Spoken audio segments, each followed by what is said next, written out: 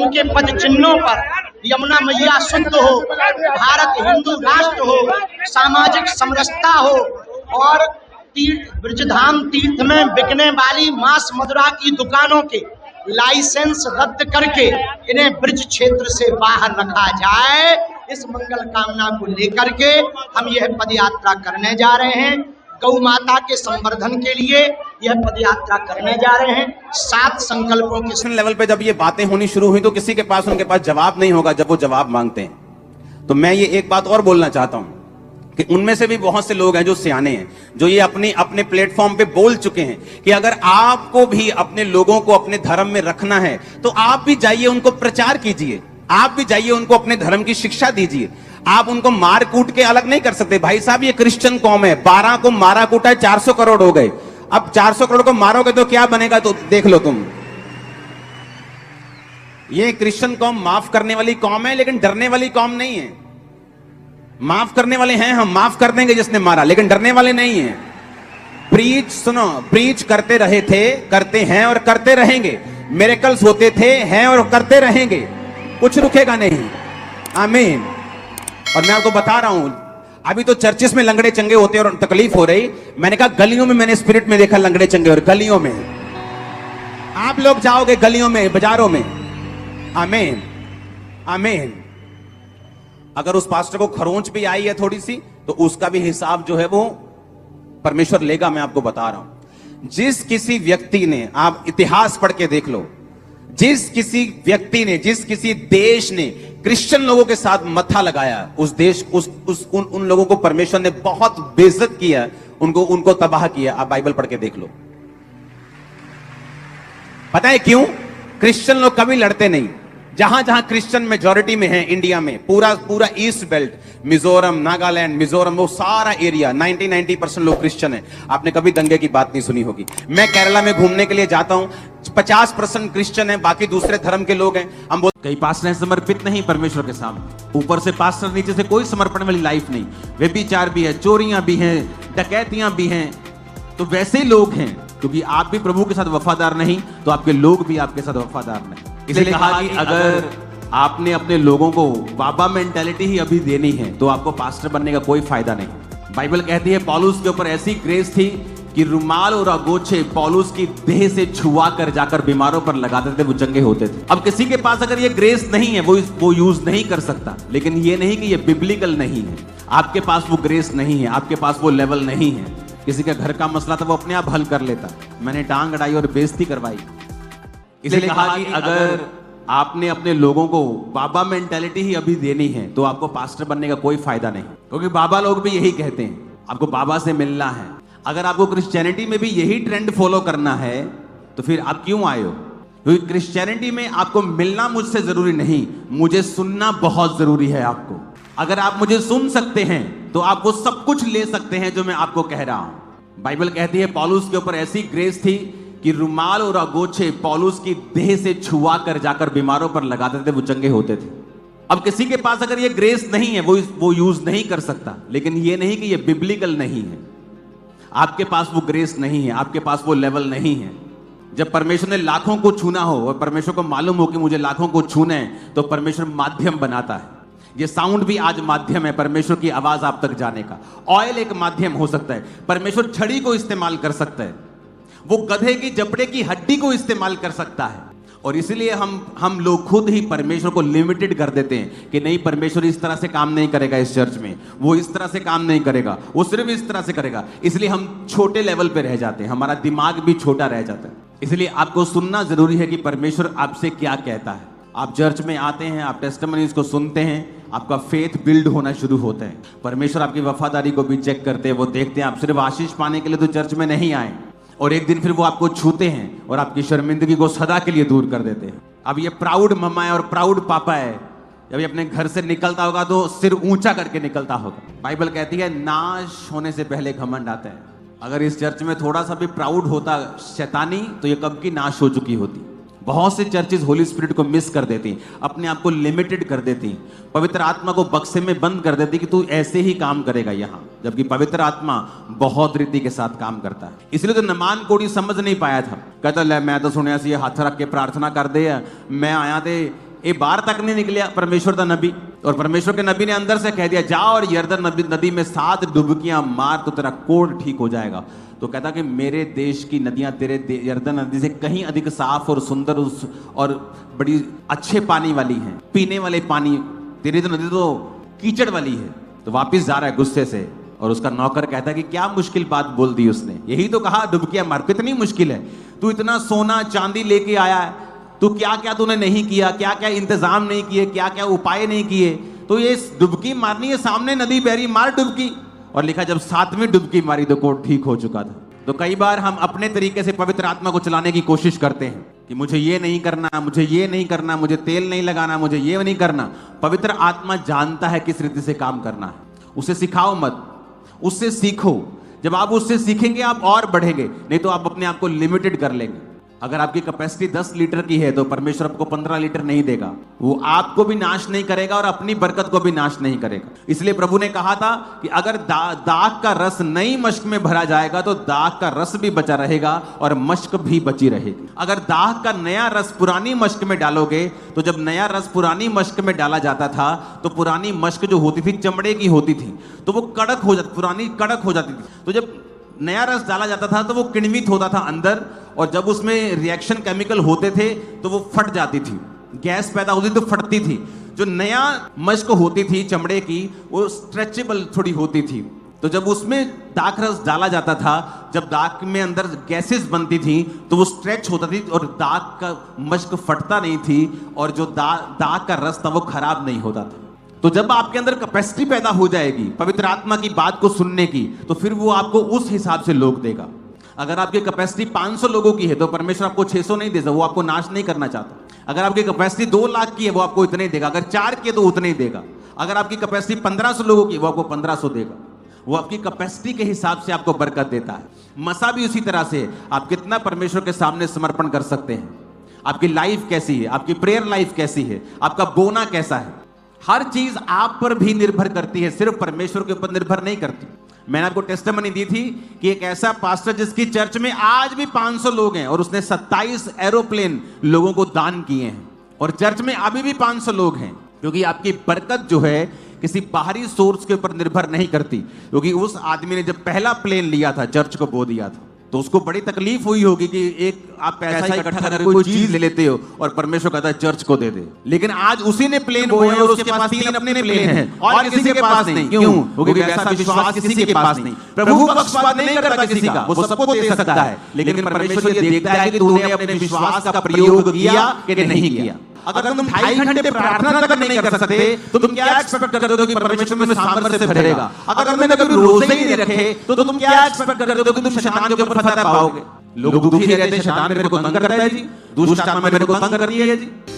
अब बहुत से लोग कंप्लेंट करते हैं कि मेरे जीवन पे मेरा काबू नहीं है, मैं जिस तरह से चर्च चलाना चाहता हूं उस तरह से नहीं चलती, मैं जिस तरह से काम करना चाहता हूं उस तरह से नहीं होता, मैं जिस तरह से अपने जीवन में चलना चाहती हूं उस तरह से नहीं हो पाता, मेरा हस्बैंड मेरी बात को नहीं सुनता, मेरे बच्चे मेरे अधीन नहीं है। तो रोजे रखो। आप बोलोगे रोजे रखने से हो जाएगा? हाँ हो जाएगा, मैं आपको बताता हूं। रोजे रखने से, फास्टिंग करने से, उपवास करने से आपकी जो स्पिरिट है उसका जो कनेक्शन है परमेश्वर की आत्मा के साथ वो बारीकी से सेट हो जाता है। आपको ज्यादा पवित्र आत्मा की बातें क्लियरली सुनाई देने शुरू हो जाती हैं, और ये आपके लेवल के हिसाब से होगा। अगर आप नर्सरी में हैं तो आपका टीचर आपको नर्सरी के हिसाब से गाइड करेगा। अगर आप पीएचडी कर रहे हैं तो वो उस हिसाब से आपको पढ़ाएगा। तो कनेक्शन होना टीचर के साथ जरूरी है, और रोजा उपवास करना आपके कनेक्शन को परमेश्वर के साथ बना देता है। दूसरा, आपके जीवन का सबसे बड़ा विरोधी आपका अपना शरीर है, शैतान नहीं। सबसे बड़ी प्रॉब्लम आपका अपना शरीर है। अभिलाषाएं, विरोध, क्रोध, जेलसी, अपराध, व्यभिचार, ये शरीर के काम हैं। और परमेश्वर ने क्या कहा? अगर तू रोजे रखेगा मैं तेरे को इनके ऊपर क्या दूंगा? फतह दूंगा। आप रोजे रखेंगे, जो व्यभिचार आपको तंग कर रहा था वो आपको तंग करना बंद कर देगा। आपके शरीर की अभिलाषाएं मरनी शुरू हो जाएंगी। जो शैतान तंग करता था वो डाउन होना शुरू हो जाएगा। आप अपने शरीर को नहीं, आप अपनी आत्मा को खुराक देना स्टार्ट कर देंगे, और उस वजह से क्या होगा? आप शरीर पर फतह पाई, और जैसे ही आपने शरीर के ऊपर फतह पाई आप पाप के ऊपर फतह पाई, जैसे पाप के ऊपर फतह पाई आप शैतान के ऊपर फतह पा लेंगे। आप नोटिस करेंगे कि आपका घराना अच्छी तरह से चल रहा है। आप नोटिस करेंगे आपके बच्चे आपकी बात को समझ रहे हैं और सुन रहे हैं। आप नोटिस करेंगे आपकी वाइफ आपकी बात को सुन रही है, आप नोटिस करेंगे लोग आपकी बात को सुन रहे हैं, क्योंकि जैसा आप परमेश्वर के सामने अपने आप को रखेंगे वैसा ही परमेश्वर आपको, वैसे ही लोग आपको देगा। आप जैसे प्रभु के सामने हैं वैसे ही लोग आपके सामने हैं। आप प्रभु के सामने समर्पित जीवन जिएंगे, आपको समर्पित परमेश्वर लोग देगा।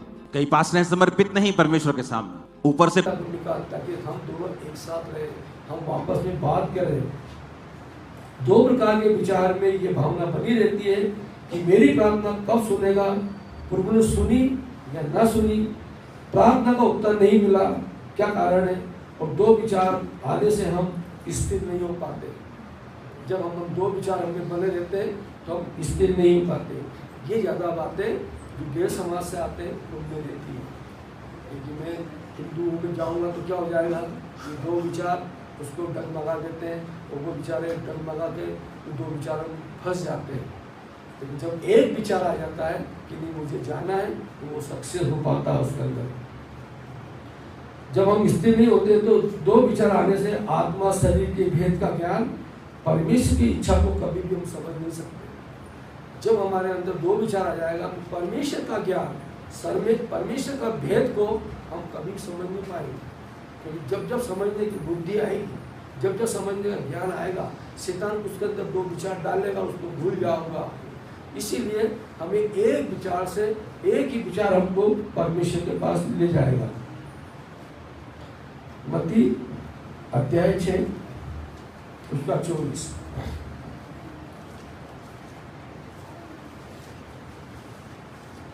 कोई मनुष्य दो स्वामी की सेवा नहीं कर सकता, क्योंकि वह एक से बेर और दूसरे से मेल रखेगा, एक से मिला रहेगा और दूसरे को तुच्छ जानेगा। क्योंकि दो स्वामी की सेवा, दो विचारों में आप किसी की सेवा नहीं कर सकते हो। और एक को जानेगा इधर से चले जाऊँ, इधर चले जाऊँ, दो विचार के अंदर बहुत ज़्यादा दिक्कत आती है। दो विचार होने के कारण पति पत्नी में मतभेद बने रहते हैं। ये घरों के अंदर भी ये विचार काम करते हैं। जब दो विचार होते हैं तो पति पत्नी में भी मतभेद बने रहते हैं। और दो विचार होने के कारण परिवार में, रिश्ते में कलह का कारण होता है। जो हमारे विचार नहीं मिलते तो कलह का कारण होता है। दो विचार होने में पिता पुत्र, माँ बेटी के अंदर भी नहीं बनती है कि दो विचार उनके मिलते नहीं हैं। दोस्ती और बिजनेस और पार्टनर में भी ये दो विचार आने के बाद में फलता रहता है। और ये जो कीड़ा है, ये दो विचार का कीड़ा फलता रहता है। इसलिए दो विचार को एक करने के लिए हमें परमेश्वर की सहायता की जरूरत होती है। क्योंकि परमेश्वर ने पूरे बाइबल के अंदर एक ही विचार रखा है, एक ही परमेश्वर, एक ही आत्मा को मुझे जानो, जो कुछ मानो मुझे मानो, एक ही विचार के अंदर वो होता है। पहला कुरिन्थी 12:11।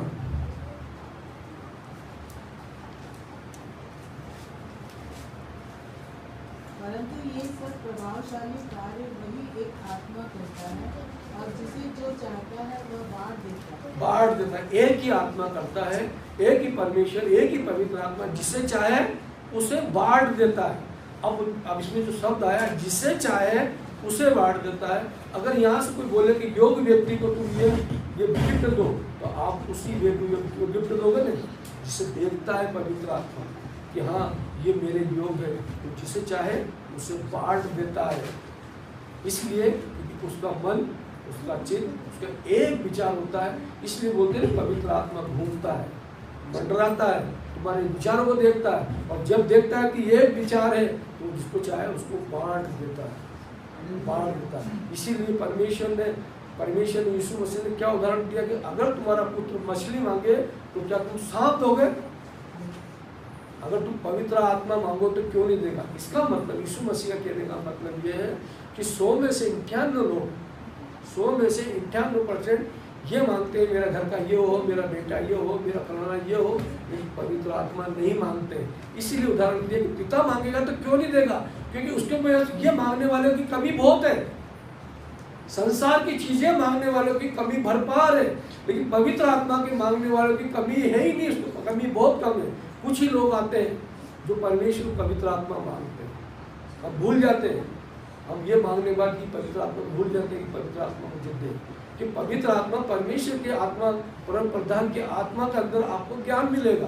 पवित्र आत्मा होने के बाद में आपको निश्चय परमेश्वर का ठप्पा लग जाएगा अनंत जीवन का। इसलिए पवित्र आत्मा बोलता क्यों नहीं देगा, इसलिए यीशु मसीह ने बोला क्यों नहीं देगा, और इसलिए बोला कि तुम बुरे होकर भी अच्छे अपने बेटे को देना जानते हो, जबकि तो स्वर्गीय पिता तुम क्यों नहीं देगा। तो दो विचार होने से कलीसिया में यीशु दुखी होता है। अब अपन कुछ कलीसिया बात करेंगे। दो विचार होने से यीशु दुखी होता है, और दो विचार कलीसिया में होने के कारण पवित्र आत्मा का एहसास नहीं हो पाता।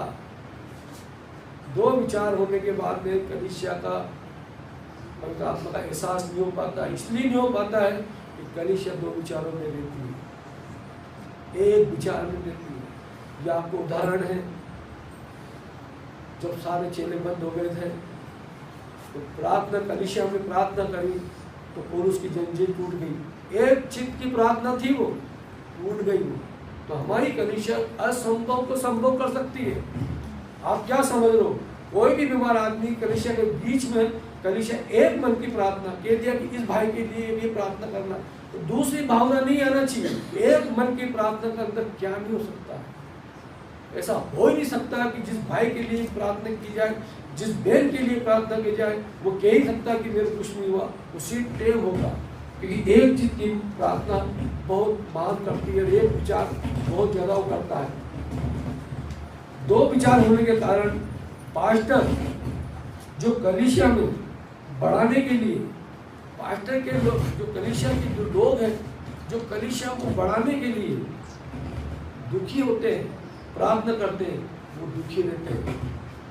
मालूम है, जब कलीसिया दो विचार की रहती है, जब कलीसिया एक दूसरे को पकड़ कर भागती है, तो पास्टर और जो उसमें के लोग होते हैं, जो दूसरे लोग प्रार्थना करते हैं, वो दुखी रहते हैं। मेरी कलीसिया के अंदर ये नहीं। एक बात मैं आपको बताता हूँ, जो आग लगा देता है, चाहे वो कलीसिया में हो, घर में हो, परिवार में हो, जो आग लगा देता है वो बुरा तो है, लेकिन उससे बुरा वो है जो आग को फैला देता है। उससे बुरा वो है जो आग को फैला देता है। इतनी सी आग लगी और पूरी दूर फैला देता है, वो बुरा है। इसीलिए कलीसिया के अंदर एक विचार होना बहुत जरूरी है। आपकी कलीसिया में जब हमारी कलीसिया एक विचार की नहीं होती है तो हमारा पास्टर दुखी होता है, और होता है। इसलिए पूरी कलीसिया ये प्रार्थना करे कि हमारी कलीसिया एक विचार की, एक चित्त की, एक मन की, एक बुद्धि की और वेदा कलीसिया हो। प्रार्थना करने वाले पवित्र आत्मा से भरे योद्धा हो, प्रभु यीशु की ओर से आशिक हो, और विश्वास, दान और वरदान से भरे हो, और एक दूसरे के लिए प्रार्थना करने वाले, प्रभु को अभय मानने वाली कलीसिया हो। कलीसिया का मतलब ये होता है, जब कलीसिया में ये कहा जाता है कि ये बहन बीमार है, वो भाई बीमार है, वो वहाँ है, सबकी बोली जाती है। अब शीतल भाई बोलेंगे वहाँ है, उनका फर्ज है बोलने का। हमारी कलीसिया के अंदर आपकी फर्ज क्या है कि चलो आप ड्यूटी वाले हो, किसी को समय तो मिलता होगा प्रार्थना करने का, अपनी कोठरी में जाने का 10 मिनट, 5 मिनट, 15 मिनट जो भी मिलता है, तो आपको जो कलीसिया के अंदर बोला गया, बहनों को, भाइयों को, बुजुर्गों को अपनी प्रार्थना में लेना चाहिए। क्यों लेना चाहिए कि इस कलीसिया के अंदर उस पास्टर ने, पास्टर के दास ने, परमेश्वर दास ने परमेश्वर के सामने कलीसिया को बोला है कि पूरी कलीसिया प्रार्थना करे। आप यहाँ से जाकर अपना ऐश करो या कुछ भी करो, ये समझ लेना पहला वचन परमेश्वर ने बोला कि उसकी नज़र पृथ्वी पर लगी रहती है। तो जब आप प्रार्थना में बैठे, आप जैसी प्रार्थना आती है, आप ये भी कह सकते हो प्रभु कलीसिया में जितने बीमार लोग जो बोले, प्रभु अपना हाथ बढ़ा और उन्हें चंगाई दो। परमेश्वर ये नहीं कहता कि तू लंबी लंबी प्रार्थना अगर करके, यहाँ तो तू बहुत लंबी प्रार्थना कर ले, तो अपने घर में करो ना लंबी प्रार्थना, खूब लंबी प्रार्थना घर में करो, वहाँ जबरदस्त प्रार्थना करो, वहाँ पे कौन रोकने वाला है तुमको। तो हमारी फर्ज है आप बरी हो जाओगे, पाले बरी हो जाओगे कि नहीं रोज प्रार्थना। परमेश्वर एक एक चीज़ का हिसाब लेगा, एक एक चीज़ का हिसाब लेगा। आप इस सरलता से मत बोलोगे चले जाएंगे, इस सरलता से ले। और सबसे पहला तो श्री गणेश, श्री हाथ तो वही करेगा, उससे करेगा। किन लोगों से करेगा? जो पास्टर है उन लोगों से करेगा। जैसे लोग हिंदू में बोलते हैं श्री गणेश करेगा, तो श्री गणेश नहीं करेगा, यहाँ शुरुआत उनसे करेगा। इसलिए कलीसिया के अंदर हमको होना चाहिए प्रभु यीशु की ओर से आशिक हो। हमारी कलीसिया परमेश्वर के वचनों पर खरी और यीशु के रखने वाली हो, भयभीत ना हो, सामर्थ्य वाली हो। आप कलीसिया के कभी भयभीत मत हो, कभी डरो मत। इसलिए मत डरो कि कलीसिया आपके साथ है। आप फोन लगाओ कि मेरी तबीयत खराब है, मेरा ये है, तो कलीसिया को परमेश्वर ने भय की आत्मा नहीं दी है, सामर्थ की आत्मा दी है, सामर्थ की आत्मा दी है। इसीलिए कलीसिया किसी को फोन लगा लो या किसी से बात कर लो, लेकिन परमेश्वर से प्रार्थना करो, क्योंकि परमेश्वर सामर्थ वाली, क्योंकि यीशु मसीह कलीसिया का क्या है? सिर है, कलीसिया का सिर है। और वो कलीसिया अपने दूतों के संग उपस्थित रहता है। परमेश्वर कलीसिया का सिर है और अपने दूतों के संग यहाँ उपस्थित रहता है। फर्क ये है, समझिए, आपको महसूस करना है, महसूस करना है आपको। जब आप शुरू में आते हो, आंखें बंद करके पवित्र आत्मा धन्यवाद देके आपको महसूस करना, जिधर जिधर हवा आएगी। अभी जैसे कि पंखा चला तो मुकेश भाई ने पंखा इधर रख दिया, हवा इधर क्यों नहीं आ रही? जहाँ जहाँ पवित्र आत्मा की आएगी, हवा आएगी, आपको महसूस करना है, आपको महसूस करना है। आपके दुखों को, आपको तकलीफ को, आपकी परेशानी को यहाँ छोड़ जाओ। परमेश्वर ये खड़ा है, ये बैठा, चरणों में छोड़ जाओ और बरी होकर जाओ। ये मत सोचो कि सोच रहा है, जो बोलता है कि कलीसिया का सिर हूँ, मैं अपने स्वर्ग दूतों के साथ उपस्थित होता हूँ, तो फिर आपकी प्रार्थना, हमारी प्रार्थना क्यों नहीं सुनेगा? तो हम विश्वास करें, हम एक विचार के साथ प्रार्थना करें, हमारी कलीसिया एक विचार, एक मन की हो जाएगी, तो भाई हर प्रार्थना का उत्तर, प्रार्थना पूरी होने का हमें मिलेगा। अब निकाले मीका अध्याय 4 उसका 5वां वचन।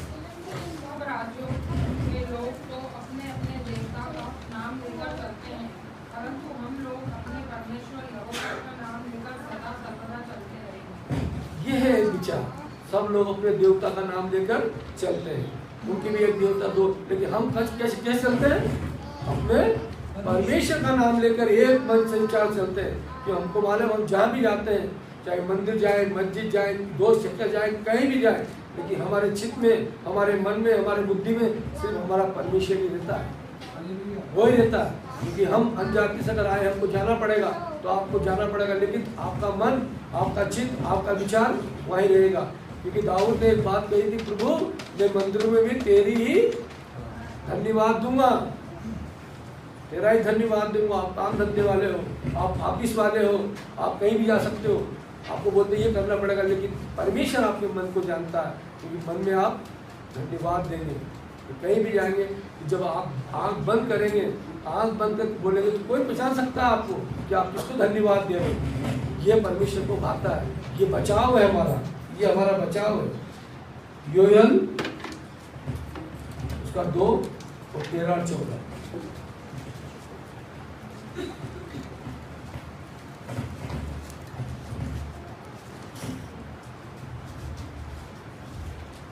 अपने वस्त्र नहीं, अपने मन ही को फाड़ कर अपने परमेश्वर यहोवा की ओर फिरो, क्योंकि वह अनुग्रहकारी, दयालु, विलम्ब से क्रोध करने वाला, करुणा निधान और दुख देकर पछताने हारा है।